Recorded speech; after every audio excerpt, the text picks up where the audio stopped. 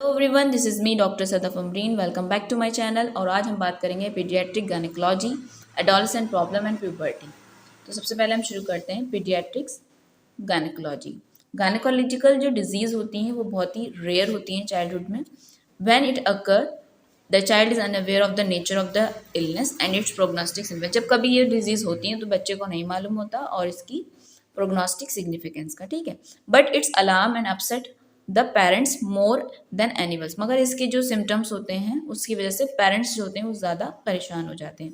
The cure of the disease and its subsequent repercussion on the child's menstrual and reproductive function concern the parent. इससे parents ये सोचने लगते हैं कि कहीं इसके रिप्रोडक्टिव या फिर मेंस्ट्रुअल फंक्शन पे कोई असर तो नहीं आएगा। तो ये एक चैलेंजिंग बात होती है पेरेंट्स के लिए, जब तक क्योंकि बच्चा इतना मैच्योर हुआ नहीं होता है उसको कुछ इतना नहीं पता चलता, लेकिन पेरेंट के लिए एक टेंशन वाली सबब बन जाता है। The emotional immaturity of the child towards reproductive function and the concern of the parent need gentle proper handling of case with great compassion। ठीक है, अब बात करते हैं हम एनाटॉमी की। The genital organ of the child are not well develop. बच्चों के सही से डेवलप नहीं हुए होते हैं। The ovaries are very small and contain only primordial follicle. ठीक है, बच्चों का जो ओवरीज होती हैं बहुत स्मॉल होती हैं और उसके अंदर सिर्फ प्राइमोडियल फॉलिकल होते हैं। यूट्रस स्मॉल होता है एंड द रेशियो जो होता है बॉडी टू द सर्विक्स कितना होता है 1:1। ये इंपॉर्टेंट चीज़ है, आपने याद रखना है कि जब पीडियाट्रिक एज होती है उस दौरान जो यूट्रस होता है वो बहुत छोटा होता है और रेशियो जो होता है बॉडी ऑफ द यूट्रस का टू द सर्विक्स कितना होता है 1:1। ठीक है। The vagina and the vulval skin is delicate and thin and liable to infection. बहुत ही ज़्यादा वो डेलिकेट होती हैं और ज़्यादातर चांसेस होते हैं वहाँ इन्फेक्शन हो सकता है। अब आइए फिजियोलॉजी पे। हाइपोथैलेमस इज इनसेंसिटिव और under some inhibitory state until a couple of year before puberty. ये कह रहे हैं हाइपोथैलेमस जो होता है वो इनसेंसिटिव होता है या कुछ इनहिबिटरी स्टेट में होता है जब तक कि वो कुछ प्यूबर्टी से पहला वक्त नहीं आ जाता। ठीक है, प्यूबर्टी से कुछ टाइम पहले पहले तक बचपन में यानी वो इतना एक्टिव नहीं होता, इनसेंसिटिव होता है और कुछ उसके अंदर इनहिबिटरी स्टेट समझें आप, यानी हाइपोथैलेमस वर्क नहीं कर रहा होता है। And the hypothalamus pituitary ovarian uterine axis जो होता है इज एन एबियंस। ठीक है, वो जो एचपीओ एक्सिस होती है वो नहीं कर रही होती है काम। ठीक है। A very small amount of oestrogen found in the blood come from the ovary and adrenal gland. जो थोड़ा सा अमाउंट में जो हमें एस्ट्रोजन मिलता है ब्लड के अंदर वो कहाँ से आता है, ओवरी से और एड्रीनल ग्लैंड से।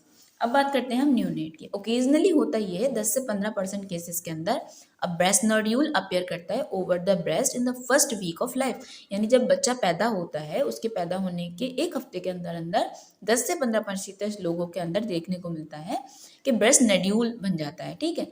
एंड वेजाइनल ब्लीड में भी नोटिस। अब इस तरीके से किसी भी बच्चे को अगर होगा तो जाहिर सी बात है पेरेंट्स जो हैं परेशान हो जाएंगे। Though it may appear alarming, no treatment is required and this disappear within a few days. क्योंकि ये एक देखने में अलग सी बात है कि बच्चे को ब्लीडिंग हो रही है इतने छोटे को या फिर ब्रेस्ट नोड्यूल्स बन गए हैं, तो ये एक अलार्मिंग सी चीज़ लगती है, लेकिन इसको कोई ट्रीटमेंट देने की ज़रूरत नहीं होती है। ये खुद ही कुछ दिन में डिसअपियर कर जाता है।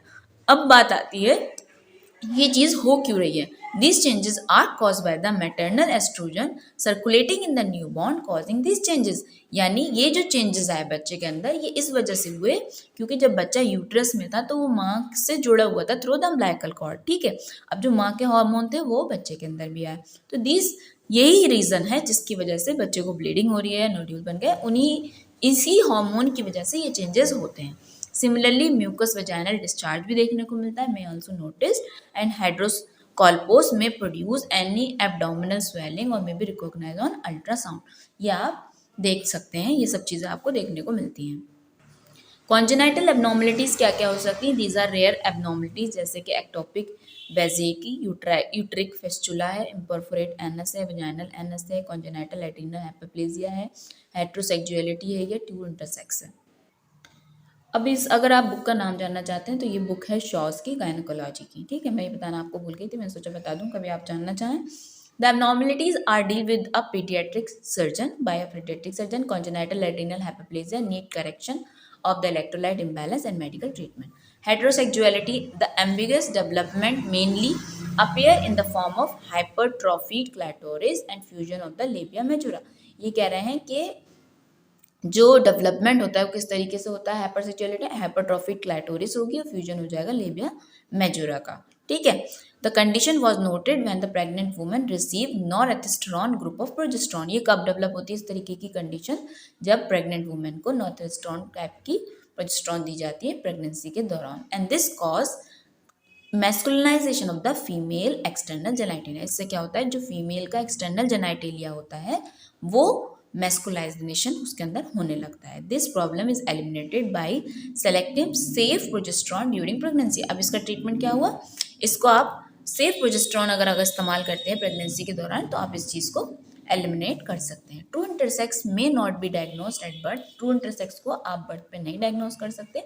The manifestation appear only eight, इसका जो मैनिफेस्टेशन होता है वो कब आता है, प्यूबर्टी पे देखने को मिलता है। इस चीज़ को हम आगे जाके नेक्स्ट चैप्टर में डिस्कस करेंगे। Trauma falling aside during play is not uncommon. ठीक है।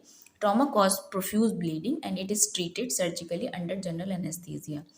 The common lower genital tract injury is caused by the rape of the innocent child। ये commonly जो lower genital tract injury होती है वो किस वजह से होती है, रेप की वजह से होती है।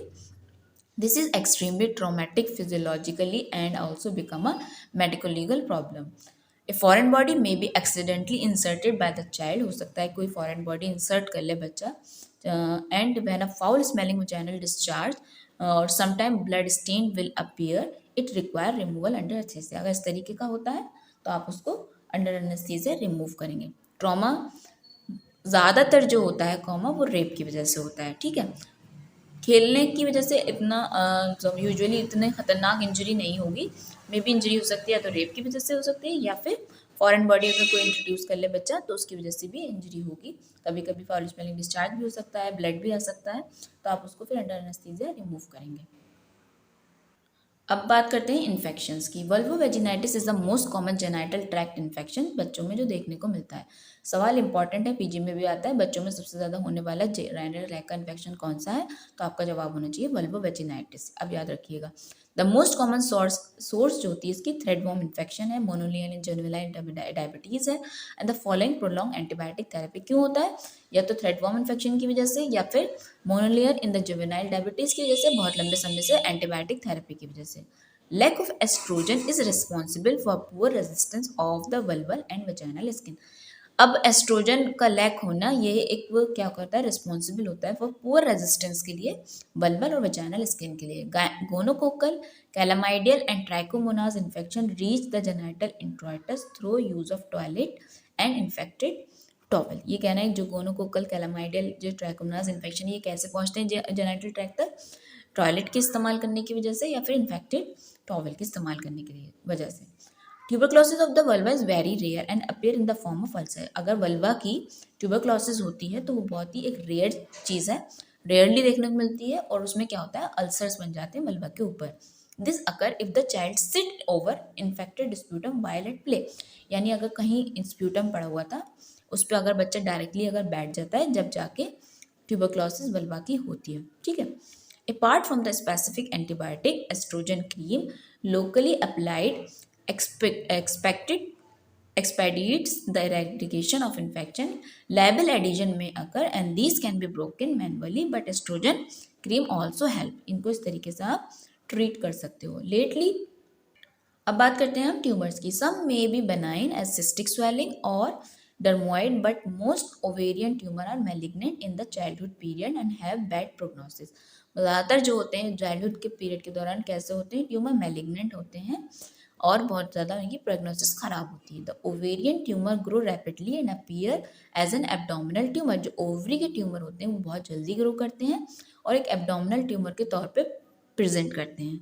The common one encountered are dysgerminoma, that is germ cell tumor, and granulosa cell tumor and solid teratoma। तो इसमें जो है आपने इंपॉर्टेंट बात याद रखनी है कि ज़्यादातर जो चाइल्डहुड पीरियड के अंदर जो ट्यूमर्स होते हैं वो कैसे होते हैं, मैलिग्नेंट नेचर के होते हैं, प्रोग्नोसिस बेकार होती है उनकी बहुत, और वो कैसे इसमें भी जो ओवेरियन ट्यूमर होते हैं बहुत जल्दी ग्रो करते हैं। और इसमें कौन कौन से होते हैं, जैसे dysgerminoma, germ cell tumour, granulosa cell tumour and solid teratoma. Lately, conservative surgery with unilateral lymph node dissection followed by the chemotherapy has allowed the preservation of reproductive function in the child.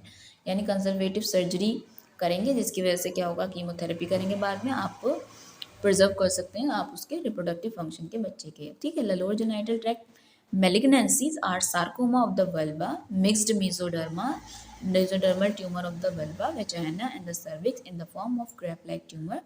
Local excision of the tumor followed by the chemotherapy conserve the fertility potential in many children with a good salvage rate. Adenocarcinoma यानी clear cell carcinoma was seen in the vagina in children whose mother took diethylstilbestrol for threatened abortion. ये कह रहे हैं कि बच्चों के अंदर जो है एडिनोस कार्सिनोमा यानी क्लियर सेल कार्सिनोमा देखने को मिलता है, कब, जब उनकी मदर डाइथाइलस्टिलबेस्ट्रॉल लेती हैं, किसके लिए, फॉर थ्रेटेंड अबॉर्शन के लिए। It is not seen nowadays as this therapy is replace by the safer progesterone treatment. अब लेकिन ये नहीं देखने को मिलता है क्योंकि अब लोग सेफर प्रोजेस्टेरॉन देने लगे हैं। ये चीज़ हमने बात करी कि कब बच्चों के अंदर एडिनोकार्सिनोमा देखने को मिलता है। आज मैंने आपसे बात करी कि जो न्यूनेट हैं उनके अंदर क्या क्या हमें चेंजेस देखने को मिलते हैं शुरुआत में, जो अलार्मिंग होते हैं, मगर उसके लिए कोई भी ट्रीटमेंट की ज़रूरत नहीं होती। ट्रॉमा बच्चों में कैसे होता है, इन्फेक्शन कैसे होता है, ट्यूमर कैसे कौन कौन से डेवलप करते हैं, बेसिकली आज हमने आपसे बात करी। आई होप आपको मेरा ये वीडियो पसंद आया होगा। अगर पसंद आया तो इसको, मेरे वीडियो को लाइक करें, मेरे चैनल को सब्सक्राइब करें और अपने दोस्तों को शेयर करें ताकि वो भी इससे फ़ायदा उठा सकें। नेक्स्ट हम बात करेंगे आपसे प्यूबर्टी एंड एडोलसेंट प्रॉब्लम के बारे में। तब तक के लिए thank you so much for watching my video and supporting me. Thank you so much.